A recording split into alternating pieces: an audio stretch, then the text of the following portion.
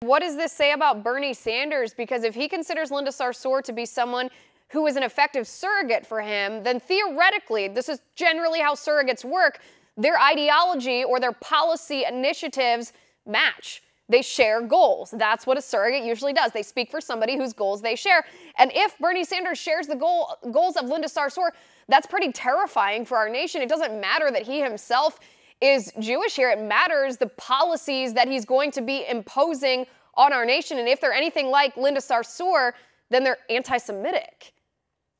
Yeah, no, that's exactly right, Liz. In 2016, when Bernie Sanders was challenging Hillary Clinton for the Democratic presidential nomination back then, he actually got in hot water with even some Jewish Democratic voters for falsifying statistics about the 2014 Israel-Hamas conflict in Gaza. He totally fabricated numbers. I don't remember what the exact number he gave was. I think he said that 10,000 Palestinians in Gaza died as a result of the IDF's military campaign there. That number is off by orders of magnitude. So he has gotten hot water in the past with Jewish Democratic voters, but this really ought to be a step too far. He is bringing on someone who is the face of the BDS campaign. That is the same BDS campaign that is the #1 leading anti-Semitic movement all across the world, on college campuses, across the UN, across the European left. Linda Sarsour is the face of that. And as you say, Liz, it makes no difference that Bernie Sanders is Jewish. Bernie Sanders may be ethnically Jewish, but he is, as my boss Ben Shapiro of the Daily Wire might say,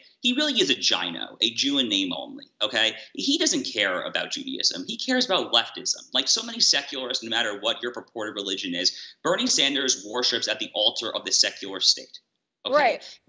Yeah, he is a leftist, a socialist to his core. That is his religion. His religion is not Judaism. Oh, without a doubt. I mean, I don't even think the man claims to be devoutly religious. I don't judge someone how they practice their faith in the sense that I don't know if they're devout or not, but he doesn't even publicly claim to be devout in his religious faith here. So I want to give some more substance to our claims here. When we call someone an anti-Semite, when we accuse them of being Jew-hating, I want our viewers to make sure that they know that we're not just hurling ad hominems, that we have substantiation for what we're saying. So you're talking about how Linda Sarsour supports the BDS movement. You talk about how she pals around with Razmea Odeh, a convicted murderer in Israel who bombed students, killed students because they were in Israel. This is a friend of Linda Sarsour. So those are two things. Here are some other things. Linda Sarsour has palled around with Louis Farrakhan.